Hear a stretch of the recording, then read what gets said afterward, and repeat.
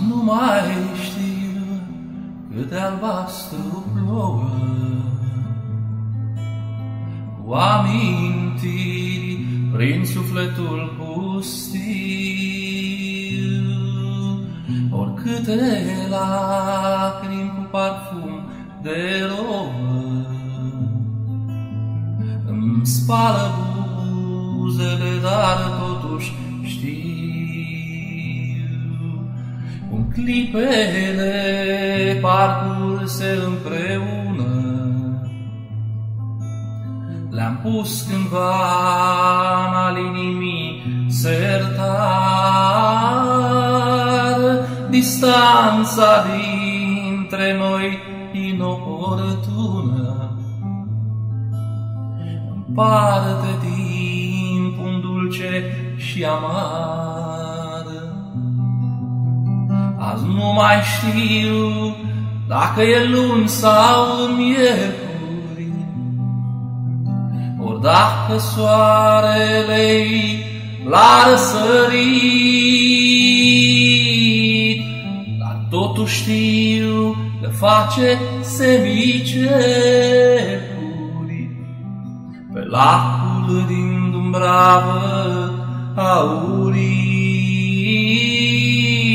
Azi nu mai știu dacă e luni sau miercuri, ori dacă soarele-i la răsărit, dar totuși știu că face semicercuri pe lacul din Dumbravă aurit.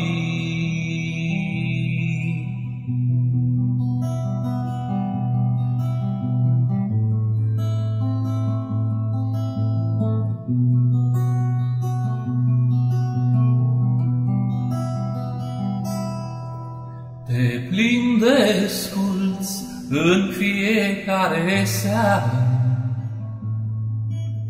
pe aleile din sufletul tăcut. Melancolia cântă la vioară, iar eu trăiesc din clipe de împrumut. Acum adun firimituri de vise în pumnul strâns, trei cioburi de amintiri. Mă-ntorc în timp să regăsesc premise, garante ferme marii fericiri. Azi nu mai știu dacă e marți sau joi, ori ceasul turn mai șchioapătă târziu poemul în care suntem amândoi. E o pecete a iubirii, știu. Azi nu mai știu dacă e marți sau joi, ori ceasul turn mai șchioapătă târziu